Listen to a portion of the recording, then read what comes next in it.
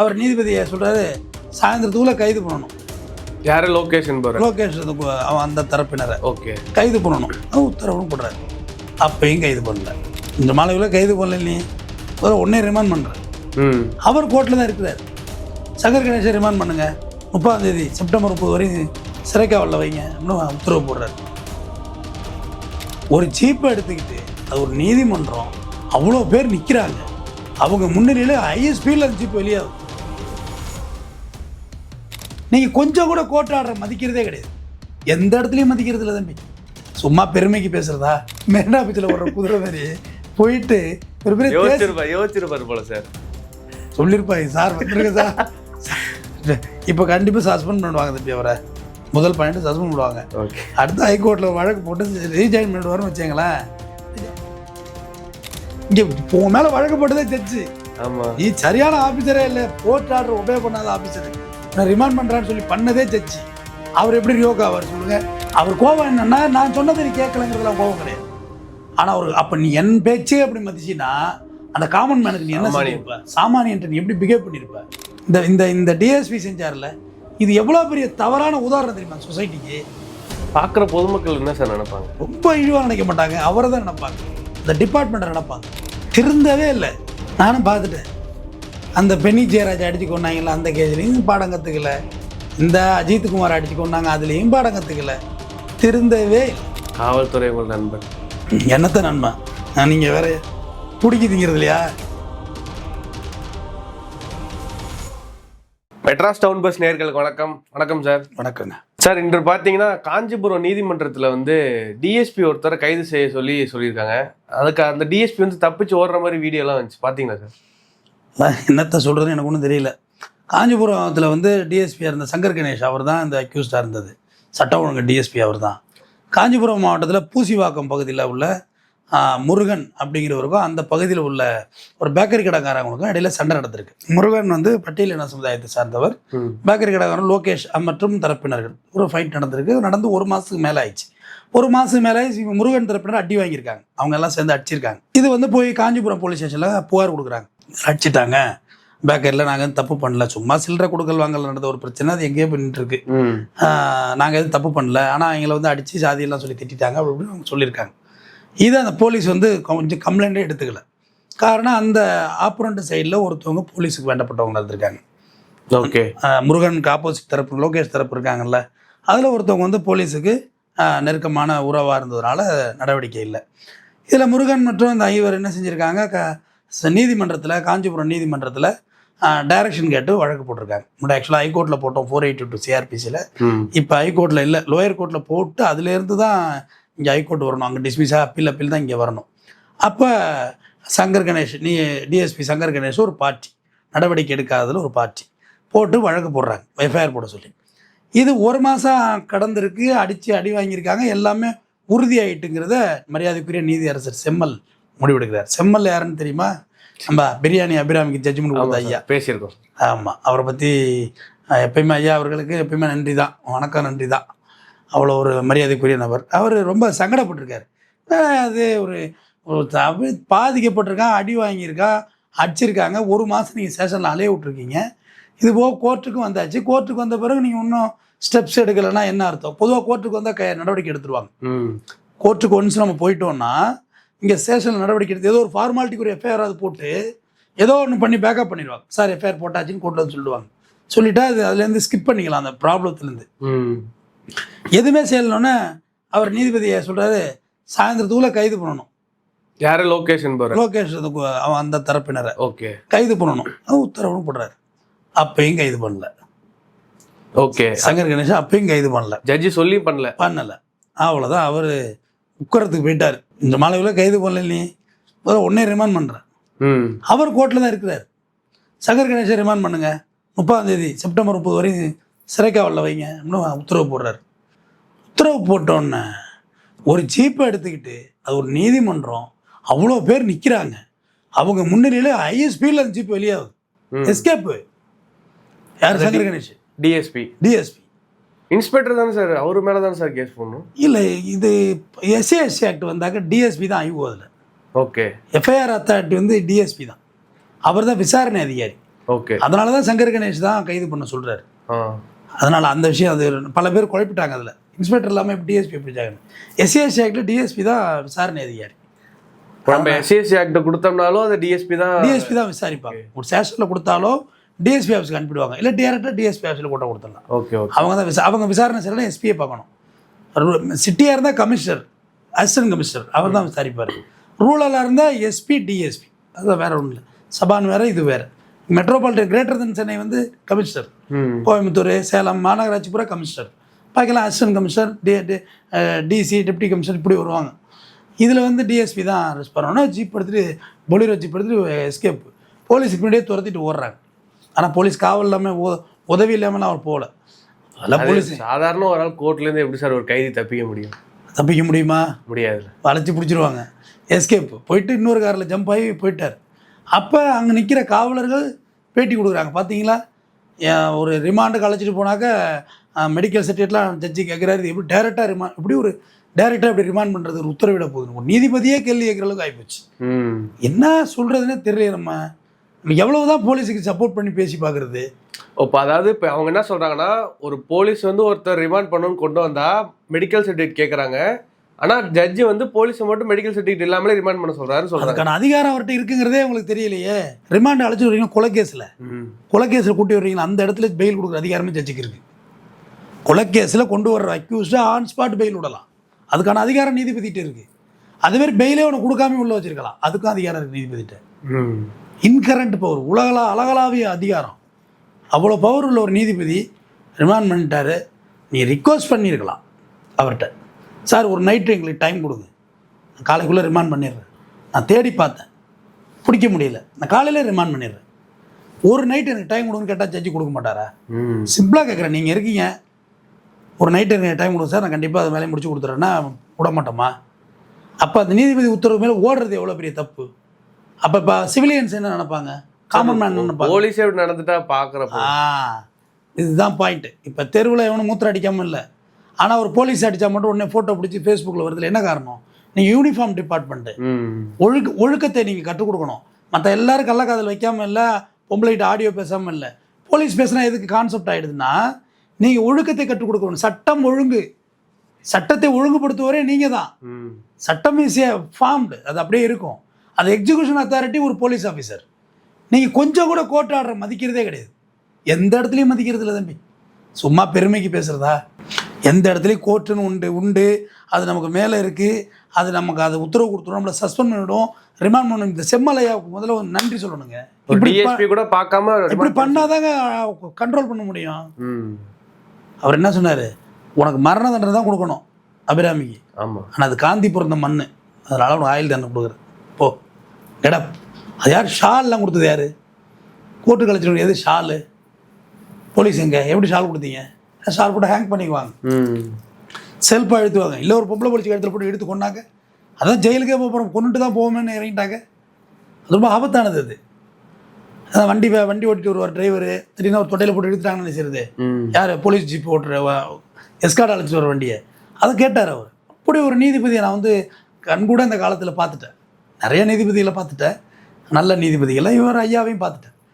அவர் உடனே கிளியராக சொல்கிறாருங்குள்ள நீங்கள் அதை ரிக்வஸ்ட் பண்ணணுங்கிற மனநிலை பாருங்க. தப்பிச்சு ஓடுறது, அவர் அக்யூஸ் தாங்க தப்பிச்சு ஓடுவான்.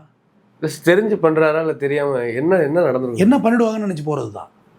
என்ன பண்ணிடுவாங்க, பண்ணிட்டோம் அப்படின்னு. ஆனால் மறுபடியும் அதே அரை மணி நேரம் கழிச்சு ரிவர்ஸில் வருது ஜீப்பு, கரகட்டக்கார வண்டி மாதிரி டனக்கு டான்னு குதிரை மாதிரி போய் சுற்றி வந்து மெரினா பீச்சில் ஓடுற குதிரை மாதிரி போயிட்டு ஒரு பெரிய யோசிச்சிருப்பாரு போல சார். சொல்லியிருப்பாங்க, சார் வந்துருங்க சார், இப்போ கண்டிப்பாக சஸ்பெண்ட் பண்ணுவாங்க தம்பி அவரை. முதல் பாயிண்ட் சஸ்பெண்ட் பண்ணுவாங்க. அடுத்து ஹைகோர்ட்டில் வழக்கு போட்டு ரீஜாயின் பண்ணிடுவார்னு வச்சுங்களேன். ரீஜாயின் பண்ணி சம்பளம்லாம் வரும், 3 மாதம் ஒரு வாட்டி பிடிச்சி கொடுப்பாங்க சம்பளத்தை. அது இந்த கேஸ்லேருந்து ரியோக் ஆகணும். ரியோக் ஆகி அந்த ஜட்ஜையாக தான் ரியோக் பண்ணணும். ஏன்னா ரிமாண்ட் பண்ணது வந்து நேரடியாக ஜட்ஜு. இப்போ வேறு ஏதோ ஒரு ப்ரைவேட் கம்ப்ளைண்ட் போட்டு உங்கள் மேலே ஒரு வழக்கு போட்டு அதில் நீங்கள் வந்து தண்டனை ஆகுறீங்க, ரிமாண்ட் பண்ணுறீங்கன்னா அந்த வழக்கு ஃபால்ஸ் கேஸ்ன்னு சொல்லி நீங்கள் கோர்ட்டில் ஈஸியாக சேலஞ்ச் பண்ணிடலாம். இங்கே உங்கள் மேலே வழக்கு போட்டதே ஜட்ஜு. ஆமாம், நீ சரியான ஆஃபீஸரே இல்லை, கோர்ட் ஆர்டர் ஒபே பண்ணாத ஆஃபீஸரு, ரிமாண்ட் பண்ணுறான்னு சொல்லி பண்ணதே ஜட்ஜி. அவர் எப்படி ரியோக் ஆவார் சொல்லுங்கள்? எவ்வளோ பெரிய காம்ப்ளிகேட்டட்ஸ் தெரியுமா அது? ஏற்கனவே நீங்க ஒரு விஷயம் பண்ணலன்னு சொல்லி தான் ரிமாண்ட் பண்றாங்க. ரிமாண்ட் பண்றப்பே தப்பிச்சு வர்றீங்க. ஓடுறது தான் சிக்கலாக போகுது. அது ஃபுல் விஷுவல் ஷாட் இருக்கு. ஆமா ஸோ படத்தில் மாதிரி போயிட்டு இருக்கு. ஒய் போடுறாருங்க ஒரு பாட்டுக்கு. ரிமாண்ட் ஏங்க இப்போ நானாக இருக்கிறேன், ரிமாண்ட் பண்ணுறாங்கன்னா, ஐயா இந்த மாதிரி உடம்பு முடியலையா இருக்குது, ஹார்ட் அட்டாக் இருக்குது, ஐயா என்ன ரிமாண்ட் பண்ணுறீங்க, நான் வந்து கண்டிஷனாக ஒபே பண்ணுறேயா, பெயில் விடுங்கய்யான்னு சொன்னோம்னா கண்டிப்பாக கன்சிடர் பண்ணுவாங்க. வழக்கின் தீவிரத்தை பொறுத்தது. இப்போ இந்த வழக்கை பொறுத்தவரை நேரிட்டாக அக்யூஸ்டு இவர் கிடையாது. யார்? டிஎஸ்பி சங்கர் கணேஷ் கிடையாது. இப்போ இவர் எதை லாக்அப் டெத்து பண்ணியோ இல்லை இவர் அடிச்சோ கிடையாது. இல்லை, அக்யூஸ்டு பேக்கரிக்காரவங்க, அவ்வளோதானே சப்ஜெக்ட்டு. ஒரு மேட்ரு சீறி போச்சு, சாயந்தரத்தில் கைது பண்ணணும்னு சொன்னார்ல, அதை விட உனக்கு என்ன வேலை? ஃபோன் பண்ணால் வரப்போறாய் தம்பி, மரியாதையாக வந்துடணும், ஒரு வழிக்கு விட ஆரம்பிச்சிருவீங்க. எனக்கு தலைவலி ஆகிட்டு. இவ்வளோ நாள் உங்களுக்கு பேக்கரியில் நீங்கள் கொடுத்த கேக்குக்கு நான் விசுவாசமாக இருந்தேன், முட்டை பப்ஸுக்கு விசுவாசமாக இருந்தேன், இனிமேலுக்கு அதுக்கெல்லாம் இருக்க முடியாது தம்பி, ஏன் வேலை போயிடும் போல இருக்கு, உங்கள் முட்டை பப்ஸு ஊசி போச்சு, தயவுசெய்து வந்துரு, தொலைச்சி கட்டுருவேன். சரி, அப்படி வந்து அந்த நியூஸ் வந்துச்சுல சார், இந்த மாதிரி ஒரு டிஎஸ்பி தப்பிச்சு போயிட்டான்னு போட்டோன்னே கீழே கமெண்ட்ஸில் வந்து இந்த டிஎஸ்பி வலிக்கு விழுவாரா, இவரை சுட்டு பிடிப்பீங்களா, இப்படிலாம் கமெண்ட்ஸ் வருது சார். அதான் அது ஹைகோர்ட்டு கேட்டுருச்சு. அதிகாரிகள் போகிற டாய்லெட் போட்டு வழுக்க மாட்டுது, அக்யூஸ் போகிற டாய்லெட் போட்டு வழுக்குமாயா, பாசி பிடிச்சிருக்கா, பெனாயில் பிடிக்கலையான்னு கேட்டார். இதுக்கான விளக்கம் அந்த கமெண்ட் பாக்ஸ் நண்பர்களுக்கு இருக்குது. அதெல்லாம் வழிக்கெல்லாம் விட மாட்டாங்க, ஷூ போட்டிருப்பாங்க, மற்றவங்க தான் வழிக்கு விடுவாங்க. வழிக்கு விடுவது தப்பு, மனித உரிமை மீறல, அதெல்லாம் ஒத்துக்க மாட்டோம். நம்ம மக்கள் தாங்க ஜாலி பண்ணுறீங்க, நீங்கள் ஜாலி பண்ணுறதோடு தான் அவங்க வழிக்கு விட வைக்கிறாங்க, என்கவுண்டர் பண்ணுறாங்க, இதெல்லாம் தப்பு. இவர் சாயந்தரத்தில் கைது பண்ணுங்கன்னு ஒரு ஆர்டர் போட்டார்ல தம்பி, சிம்பிள் ஆர்டரு. ஃபோன் பண்ணால் வந்துட போகிறாங்க, பேக்கரிக்காரங்க எங்கே போயிட போகிறாங்க? இப்போ பேக்கரிக்காரங்க தப்பிச்சுட்டாங்க நடுவில். இந்த கூத்தில் அவங்கள மறந்துட்டாங்க, மண்டை மேலே இந்த கொண்டையை மறந்துட்டாங்க, இவைகளை தூக்கு, இப்போ மாதிரி போலீஸ் பிடிச்சி கொண்டா அவங்களே ரிமாண்ட் பண்ண போகுது. எல்லாரும் போயிட்டீங்களா ஜெயிலுக்கு? சாயந்தரம் பிடிச்சிருன்னு சொல்லிட்டாரா? அவர் செம்மலை பற்றி உங்களுக்கு தெரியும், ஒரு தெரியாதவங்கள இருந்தால் பரவாயில்ல. ஒரு ஒன்று சைதாப்பேட்டையில் ஒரு நீதிபதி தம்பி, அவரை நான் சொல்லியே ஆகணும், அவரை கண்டாலே கோர்ட்டுக்கு பிடிக்காது தம்பி, சைதாப்பேட்டையில். ஏன்னா அவர் வந்து அவர் லா படி பேசுவார், தப்பானவர் கிடையாது. நான் அவர்கிட்ட ரொம்ப கேஷுவலாகவே இருப்பேன், ரொம்ப சாதாரணமாக ஹேண்டில் பண்ணுவேன். அவர்கிட்ட வந்து இந்த தெரு கடையில் வந்து பிளாட்பாரத்தில் டி நகரில் கடை போட்டிருக்காங்க அப்படின்னு போலீஸ் அழைச்சிட்டு வர்றாங்க. நான் வேறு கேஸில் அன்றைக்கி போயிருந்தேன், பிளாட்ஃபார்ம் கடைக்காரங்கன்னு சொல்லி பெனால்ட்டி கேஸ் அது. ஓகே, அழைச்சிட்டு வந்தாங்க.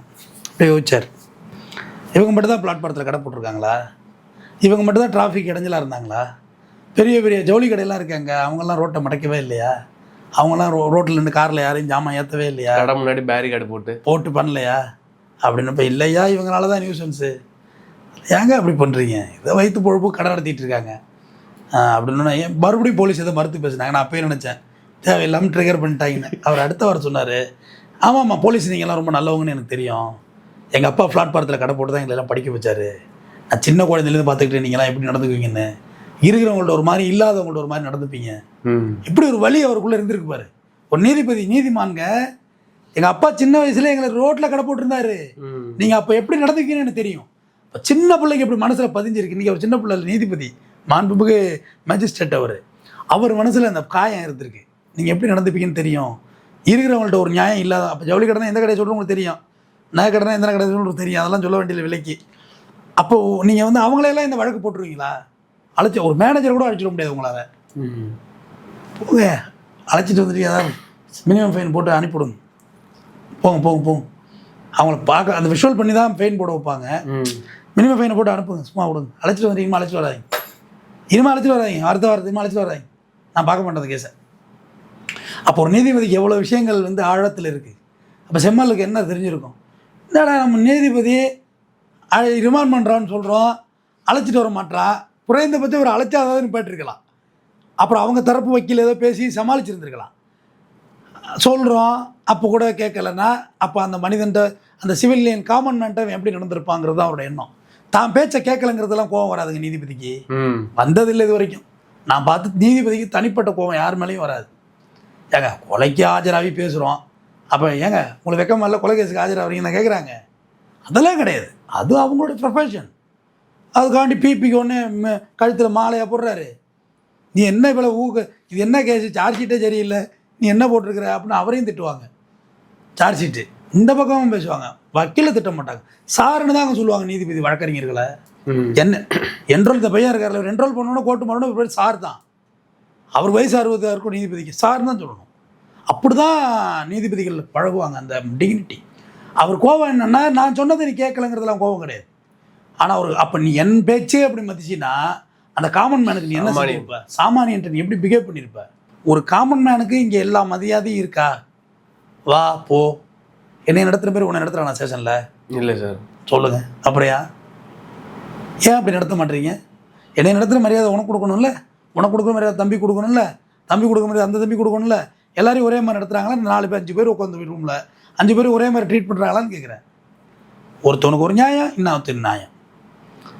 அப்போ நான் கூட அந்த அதிகார துஷ்பிரயோகம் பண்ணுறது ரொம்ப யோசிப்பேன் தம்பி. எந்த போலீஸ்லையுமே நான் ஹெல்ப் பண்ணலாம் நின்னது கிடையாது, நிற்க மாட்டேன், நிற்கிறது கிடையாது. அவங்களே வாயை திறந்து வரவே மாட்டீங்களா, கேட்கவே மாட்டீங்களா, இது வேலை இருந்தால் வர்றேங்க, என்ன இல்லைங்க, பரவாயில்லைங்க. ஏன் அவங்க அதிகாரத்தை போய் நம்ம துஷ்பிரயோகம் பண்ண வைக்கணும்? எது நியாயமோ அதை பேசுவோம். இது என் பக்கம் இந்த நியாயம் இருக்குது, இந்த ஹெல்ப் செய்யுங்க அப்படின்னு. ஆனால் இங்கே வந்து அதிகாரம் தவறாக பயன்படுத்தப்படுகிறது என்றால் பயன்படுத்தப்படுகிறது. இல்லாதவன் மேலே உடனே இது சட்டம். அது இந்தாச்சிலாம் வச்சுக்க வேண்டாம் தம்பி. டோட்டலாக போலீஸை வந்து ஒரு ஏவல் துறையாக தான் எல்லாம் வச்சுருக்கிறாங்க, பாயிர துறையாக தான் வச்சுருக்கிறாங்க. இந்த பேக்கரி கடைக்காரர் என்ன செஞ்சிட போகிறார்? ஒரு எஃப்ஐஆர் ஒன்று போட்டு விட்ருக்கலாம்ல. இல்லை நியாயப்படி நீங்கள் நடந்தீங்களா? நீதிபதி நியாயமாகி தானே கிடச்சா கைது பண்ண சொல்கிறாரு. அதுக்கு முன்னே அதுமாதிரி நடந்துச்சா? கோர்ட் வரைக்கும் வந்துருச்சு கேஸு. அந்த சூழ்நிலையில் நீங்கள் அதை அப்படி ஹேண்டில் பண்ணிடக்கூடாதுல்ல, கொஞ்சம் ஜாகிரதை ஹேண்டில் பண்ணியிருக்கணும். தான் டிஎஸ்பி என்ற அதிகாரம், என்ன பண்ணிட போகிறோங்கிற அதிகாரம் இவங்களால் என்ன ஏன்னா அவங்க இப்படியே பழக்கப்பட்டாங்க. இப்போ கோர்ட் ஆர்டர் கொடுக்குது. இப்போ உதாரணம் வச்சுக்குவோம், இப்போ நாளைக்கு ஒரு கேஸு, நாளைக்கு என்ன கிழமை, செவ்வாய்க்கிழமை, இப்போ நமக்கு ஒரு கேஸ் பெயில் வருது. அப்போ அந்த பெயிலுக்கு வந்து போலீஸ் இன்ஸ்ட்ரக்ஷன் கொண்டு வரணும். இன்ஸ்ட்ரக்ஷன் என்ன சொல்லுவாங்கன்னா, ஆஜர் எதிரியை பிணையில் விட்டால் தப்பித்து விடுவார், சாட்சிகளை கலைப்பார், நாங்கள் ஆட்சேபிக்கிறோம்னு கொடுக்கணும் தம்பி. கொடுத்து ஒரு சீல் போட்டு கையெழுத்து போட்டு கொடுக்கணும். இவ்வளோதான் வெறும் போலீஸ் நோட்டீஸ். நாளைக்கு போலீஸாக வரமாட்டாங்க. அப்போ அந்த ஜட்ஜி கேட்கணும்ல, கேஸ் போட்ட தூக்கி கொண்டு ரிமாண்ட் பண்ண, இங்கே பெயில் மூவ் பண்ணுது, பிபி ஆஃபீஸ்லேருந்து மெசேஜ் படிப்பாங்க தம்பி, இந்தந்த கேஸ் நாளைக்கு வருது, க்ரைம் நம்பர் சொல்லி எம்பி நம்பர் சொல்லி இத்தனாவது ஐட்டமாக வருதுன்னு சொல்லிடுவாங்க. அப்போ போலீஸ் அங்கே வரணும்ல. அப்போ போலீஸ் வராதப்போ நீதிபதி கேட்கணும்ல, ஏன் வரல, நீ இன்ஸ்ட்ரக்ஷன் கொண்டு வந்துருக்கணும்ல, ஏன் கொண்டு வர்றது? அதுக்கு ஒரு அழிச்சாட்டியம் பண்ணுறது. உங்களுக்கு எதுக்காக வேண்டிய அழிச்சாட்டியம் பண்ணுறாங்கிறது உங்களுக்கும் தெரியும். பெயில் தள்ளி போயிட்டே இருக்கும். கிளைண்ட்டுக்கு எப்படி பதில் சொல்கிறது? நம்ம கிளைண்ட் அட்மிட் ஆகி பெயில் அட்மிட் ஆகி டிஸ்மிஸ் கூட ஆகட்டும், தம்பி டிஸ்மிஸ் ஆகிட்டு நான் ஹைகோர்ட்டில் போடுறேன், சுப்ரீம் கோர்ட்டு போகிறேன், ஏதோ ஒன்று நான் சொல்ல போகிறேன், வர்றது கிடையாது. பெயில் போஸ்ட்போன் ஆகும், 1 வீக் 2 days 3 days தூக்கி போடுவாங்க. நாங்கள் எப்படி பதில் சொல்ல முடியும்? போலீஸ் இன்ஸ்ட்ரக்ஷன் வரலன்னு சொல்ல முடியுமா என்ன? அப்போ இன்ஸ்ட்ரக்ஷன் வரல, ஜட்ஜி கேட்கணும்ல, ஏன் இன்ஸ்ட்ரக்ஷன் வரல? கேஸ் போட்டியில் கோர்ட்டாளின்னு ஒருத்தர் தனியாள், கோர்ட்டாளி, கோர்ட்டை பார்க்குறது ஒரு போலீஸு, ஏன் வரல? அப்படின்னு கேட்டு 2 வாட்டி சஸ்பெண்ட் பண்ணால் அப்புறம் கரெக்டாக வருவாங்களே கோர்ட்டுக்கு. கோர்ட்டு மேலே பயமே இல்லை தம்பி, போலீஸுக்கு கொஞ்சம் கூட பயப்படுறது கிடையாது. அப்படியே நல்லவங்க மாதிரி வந்து நிற்கிறது, ஷெல்ட் அடிக்கிறது, இந்த இருக்க ஆர்டர் இருக்கிறது, அப்படி நடிக்கிறது. எதுக்கு நடிக்கிறீங்க? அவர் நீதிபதினா நீங்களும் ஒரு ப்ரொஃபஷன் பார்க்குறேன், நீங்களும் ஒரு காவல்துறை சார்ந்த, ஏன் நடிக்கிறீங்க? எஃப்ஐஆர் போட்டால் அண்ணனே எஃப்ஐஆர் போடுங்க, இந்த கேஸு எல்லா கேஸும் சொல்லிட்டாங்க எஃப்ஐஆர் போட்டு விசாரிங்கன்னு. அது எதுவுமே செய்கிறதில்ல, சம்மன் கொடுத்து விசாரிக்கிறது இல்லை, வாடா போடா. வாட் சாமன் மேன் தானே நீங்களும்? 60 வயசுக்கு பிறகு நீங்கள் யார்? 60 வயசுக்கு பிறகு யார் போலீஸ்? யார்? சாதாரண மனுஷன் தான், சாதாரண மனுஷன், ரத்தமும் சதையும் உள்ள மிக எளிமையான மனிதர். நீங்கள் எங்கள் ஊரில் உள்ள போலீஸ் தம்பி இறுதியாக சொல்லி முடிக்கிறேன், அவரை கண்டா வேதாரண்ய டவுன் போலீஸே ஆடு நடுங்குச்சு தம்பி. மயிலாடுதுறை சொந்த ஊர், பேர் வேண்டாம் பாவம், இன்னைக்கு ஒரு 70-75 வயசு இருக்கும், ரிட்டையர் ஆகிட்டார். இருக்கக்குள்ள மிரட்டுனார், எல்லாரையும் மிரட்டுவாப்பில் தாங்கிற அதிகாரம். இன்றைக்கி அவர் முகம் எனக்கு ஞாபகம் இருக்குது. ரிட்டையர் ஆகிட்டார், ஒரு பையனோட விவசாய நிலத்துக்கு போயிருக்காரு, பக்கத்து வயலுக்கு எங்களுக்கு இதை தகராறு, பணம் பட்டி இருக்குல்ல, பணம் கருப்பட்டி, பணம் கருக்கு, அப்படியே முதுகில் பிரிச்சுட்டாங்க தம்பி, விளையாண்டுட்டாங்க, முதுகு அப்படியே பாலம்னு எடுபட்டுருச்சு. நியூஸ்லாம் வந்துச்சு பாருங்க, ரம்பத்தை போட்டு இழுத்துட்டாங்க. நம்ம ஒரு வார்த்தை ரம்பத்தை போட்டு இழுத்துட்டாங்க தம்பி, 4-5 சின்ன பசங்க கூடி. அப்போ யார் நீங்கள் 60 வயசுக்கு மேலே? முதல்ல பதவியில் இருக்கக்குள்ளேயும் நம்ம இல்லாத இருந்தால் என்னவோ, பதவிங்கிறது நம்ம வேலை தம்பி. டிஎஸ்பிங்கிறது ஒரு வேலை, நீதிபதிங்கிறது ஒரு வேலை, எல்லாமே ஒரு வேலை. துப்புரவு பணியாளருக்கு அது ஒரு வேலை, அது மாதிரி தான் நம்ம வேலையும். வழக்கறிஞர் இருக்கிறது என்னோட வேலை. அதை கழிச்சிட்டு பார்த்தீங்கன்னு வச்சுக்க, நான் வெறும் மனுஷன் தானே, எனக்கு என்ன கும்பா முளைச்சிருக்கு, சாதாரண மனுஷன். கேமராமேன்கிறது உன் வேலை, அது ஒரு ப்ரொஃபஷன், வருமானத்துக்குரிய வேலை, அவ்வளோதான். எல்லா பணியும் இங்கே அப்படி தான். பிரதமராக இருந்தாலும் அது ஒரு வேலை, இந்த நாட்டுக்கு சேவை செய்கிறது ஒரு வேலை. மூத்த குடிமகள் திரௌபதி முர்முவாக இருந்தாலும் இந்த நாட்டுக்கு சேவை செய்கிற ஒரு வேலை. சீனியர் வேலைக்காரங்க அவங்க தான். நமக்கு சர்வீஸ் செய்கிறதுக்கு. ஆனால் அது யாருமே அதை நினைக்கிறது இல்லை. பதவி பணம் புகழில் வந்து தேவையில்லாத வேலையை பண்ணுறது. இந்த இந்த இந்த டிஎஸ்பி செஞ்சார்ல, இது எவ்வளோ பெரிய தவறான உதாரணம் தெரியுமா சொசைட்டிக்கு? பார்க்குற பொதுமக்கள் என்ன சார் நினைப்பாங்க? ரொம்ப இழிவாக நினைக்க மாட்டாங்க, அவரை தான் நினைப்பாங்க, அந்த டிபார்ட்மெண்ட்டை நினைப்பாங்க. இவங்க பண்ணுற வேலைகளில் வந்து இது எங்கே வரைக்கும் கெட்ட பேராகும் தெரியுமா? தொடர்ந்து இப்போ சமீபத்தில் பார்த்தீங்கன்னா காவல்துறை மேலே பேக் டு பேக் ஒரு கெட்ட பேர் தான். தினம் ஏதாவது பண்ணுறாங்க இது இல்லாத வேலை, திருந்தவே இல்லை. நானும் பார்த்துட்டேன். அந்த பென்னி ஜெயராஜ் அடித்து கொண்டாங்களா, அந்த கேஜ்லேயும் பாடம் கற்றுக்கல. இந்த அஜித்குமார் அடித்து கொண்டாங்க, அதுலேயும் பாடம் கற்றுக்கல. திருந்தவே இல்லை. எப்போ தான் பாடம் கற்றுக்கிறது?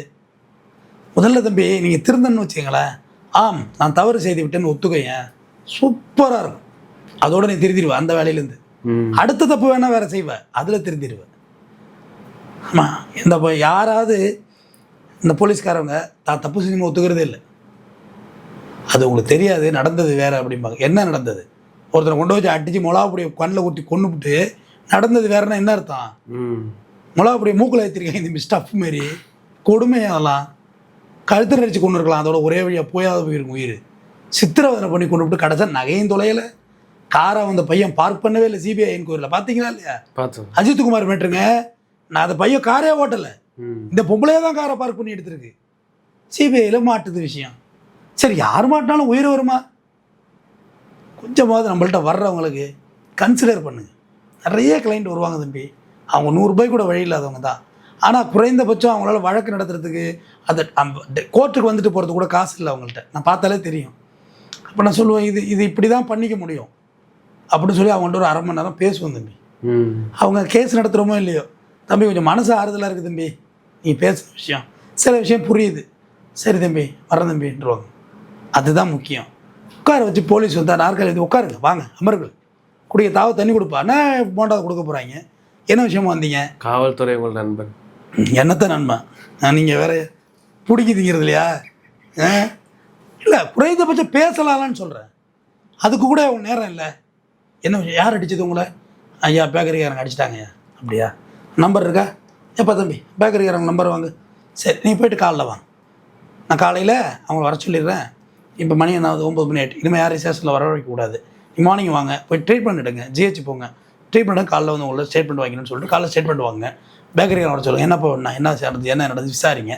விசாரிச்சு இவரை கேளுங்க. யார் இன்ஜூர்ட் ஆகிருக்காங்களோ அவங்க பக்கம் ஆப்போசிட் சைடு எஃப்ஐஆர் போடுங்க. தம்பி நம்ம ஒன்றும் பண்ண முடியாது, இந்த எஃப்ஐஆர் ஒரு பேப்பர் போட்டாச்சு, நீ போய்க்கோ, போடு, ஜெயிலுக்கு போடு. இதுக்கு தானே உனக்கு வேலைக்கு வச்சுருக்கோம். அதுக்கு தானே கோர்ட்டு உட்காந்துருக்காரு, மேஜிஸ்ட்ரேட் எதுக்காண்டி உட்காந்துருக்காரு? உங்க ரிமாண்ட் பண்ணுறது தான் உட்காந்துருக்காரு. அதானே வேலை. வக்கீல் எதுக்கு இருக்கும்? பெயில் எடுக்க தான் உட்காந்துருக்குறோம். இதானே வேலை. பிபிஎன் அதை அப்ஜெக்ட் பண்ண தான் உட்காந்துருக்காரு. இதானே வேலை.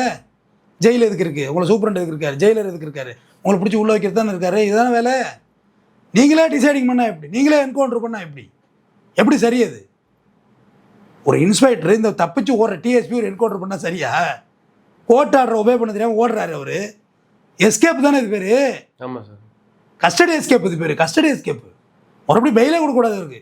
கஸ்டடியில் எஸ்கேப் பண்ண பெயிலே கிடையாது தம்பி, முதல்ல தெரிஞ்சுங்க. இப்போ இவருக்கு பெயில் கொடுக்குவாங்களா சார்? கொடுக்கக்கூடாது. பார்ப்போம் என்ன நடக்குதுன்னு, தொடர்ந்து பேசுவோம். நன்றி. நன்றி சார்.